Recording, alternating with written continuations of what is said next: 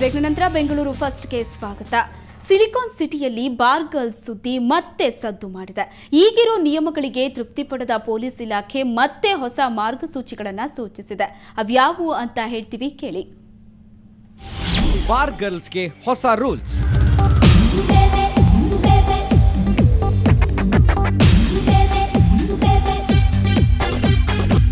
ಬೆಂಗಳೂರಿನಲ್ಲಿ ಬಾರ್ ಗರ್ಲ್ಸ್ಗಳ ಮೇಲೆ ಇತ್ತೀಚೆಗೆ ನಡೆಯುತ್ತಿರುವ ದೌರ್ಜನ್ಯಕ್ಕೆ ಪೊಲೀಸ್ ಇಲಾಖೆ ಬ್ರೇಕ್ ಹಾಕಲು ಮುಂದಾಗಿದೆ. ಹೈಕೋರ್ಟ್ ನಿರ್ದೇಶನದ ಮೇರೆಗೆ ಈಗಾಗಲೇ ಜಾರಿಯಾಗಿರುವ ನಿಯಮಗಳಿಗೆ ಹೊಸ ಮಾರ್ಗಸೂಚಿ ನೀಡಲು ಪೊಲೀಸ್ ಇಲಾಖೆ ಕರಡು ಸಲ್ಲಿಸಿದೆ. ಪೊಲೀಸ್ ಇಲಾಖೆ ಹೊಸದಾಗಿ ಸೇರಿಸಿರುವ ಅಂಶಗಳು ಹೀಗಿವೆ. ಹೊಸ ನಿಯಮಗಳು: ಬಾರ್ ಗರ್ಲ್ಸ್ಗಳ ನೇಮಕಾತಿ ಮಾಡುವಾಗ ಸಂಬಂಧಪಟ್ಟ ಯುವತಿಯರ ಕುಟುಂಬದವರ ಒಪ್ಪಿಗೆ ಪಡೆದಿರಬೇಕು. ಒಂದು ಬಾರ್ನಲ್ಲಿ ಕೆಲಸ ಮಾಡುವ ಯುವತಿಯರನ್ನ ವಿನಾಕಾರಣ ಮತ್ತೊಂದು ಬಾರ್ಗೆ ವರ್ಗಾವಣೆ ಮಾಡುವಂತಿಲ್ಲ. ಜೊತೆಗೆ ಬಾರ್ ಗರ್ಲ್ಗಳು ಕೆಲಸ ಮಾಡುವ ಬಾರ್ ಅಥವಾ ಪಬ್ಗಳಲ್ಲಿ ಸಿಸಿಟಿವಿ ಅಳವಡಿಕೆ ಕಡ್ಡಾಯ. ಹೈಕೋರ್ಟ್ ನಿರ್ದೇಶನದ ಮೇಲೆಗೆ ಈಗಾಗಲೇ 20 ಅಂಶಗಳುಳ್ಳ ಪಟ್ಟಿಯನ್ನ ಪೊಲೀಸ್ ಇಲಾಖೆ ಸರ್ಕಾರಕ್ಕೆ ಸಲ್ಲಿಸಿದೆ. ಜೊತೆಗೆ ಯುವತಿಯರ ರಕ್ಷಣೆಯ ಹಿತದೃಷ್ಟಿಯಿಂದ ಭದ್ರತೆಗೆ ಆದ್ಯತೆ ನೀಡುವುದು ಸೇರಿದಂತೆ ಹೊಸ ಅಂಶಗಳನ್ನು ಸೇರಿಸಿ ಸರ್ಕಾರಕ್ಕೆ ಮಾರ್ಗಸೂಚಿ ಸಲ್ಲಿಸಿದೆ. ಅಬಕಾರಿ ಇಲಾಖೆಯ ಸಹಯೋಗದೊಂದಿಗೆ ರಚಿಸಿರುವ ಹೊಸ ಪ್ರಸ್ತಾವನೆ ಸರ್ಕಾರದ ಮುಂದಿದ್ದು, ಇನ್ನೆರಡು ದಿನಗಳಲ್ಲಿ ಅಧಿಕೃತವಾಗಿ ಆದೇಶ ಹೊರಬೀಳುವ ಸಾಧ್ಯತೆ ಇದೆ.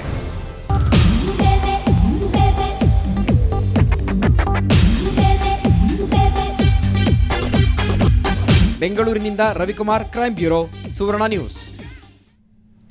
ಸಾರಿಗೆ ಸಚಿವರು ಇವತ್ತು ಸಿಟಿ ರೌಂಡ್ಸ್ ಮಾಡಿದ್ರು. ಆರ್ಟಿಒ ಕಚೇರಿಯೊಂದಕ್ಕೆ ಭೇಟಿ ನೀಡಿ ಅಧಿಕಾರಿಗಳ ಬೆವರಿಳಿಸಿದ್ರು. ಕರ್ತವ್ಯ ಲೋಪವೆಸಗಿದ ಸಿಬ್ಬಂದಿಗೆ ನೋಟಿಸ್ ಜಾರಿ ಮಾಡಿದ್ರು. ಬನ್ನಿ ಸಚಿವರ ರೌಂಡ್ಸ್ ಹೇಗಿತ್ತು ನೋಡ್ಕೊಂಡ್ಬರೋಣ.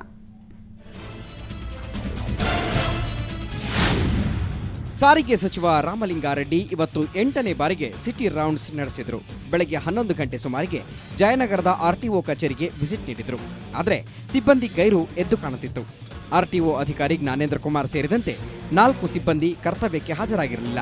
ಇದರಿಂದ ಸಿಟ್ಟಿಗೆದ್ದ ಸಚಿವರು ಸ್ಥಳದಲ್ಲಿದ್ದ ಅಧಿಕಾರಿಗಳನ್ನು ತರಾಟೆಗೆ ತೆಗೆದುಕೊಂಡರು.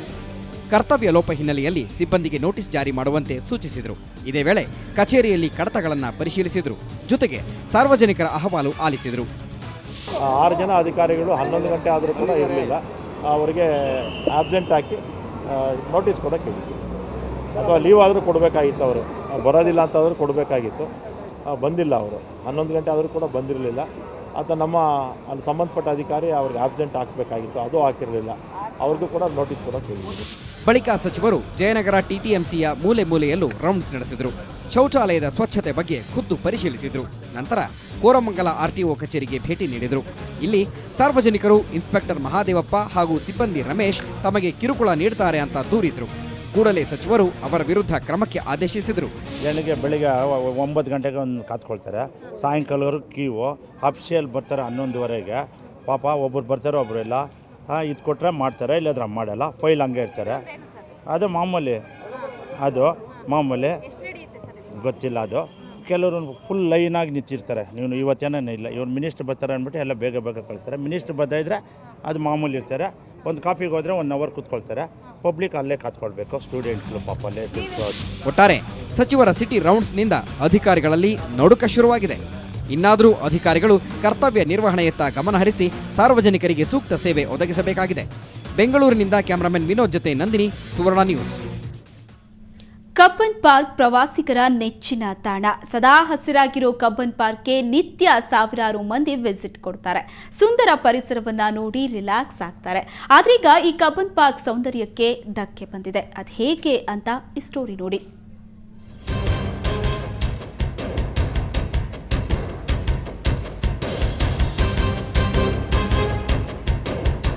ಉದ್ಯಾನ ನಗರಿಯ ಫೇಮಸ್ ಉದ್ಯಾನ ಕಬ್ಬನ್ ಪಾರ್ಕ್ ಪ್ರತಿನಿತ್ಯ ಸಾವಿರಾರು ಜನರನ್ನ ಆಕರ್ಷಿಸುತ್ತಿದೆ.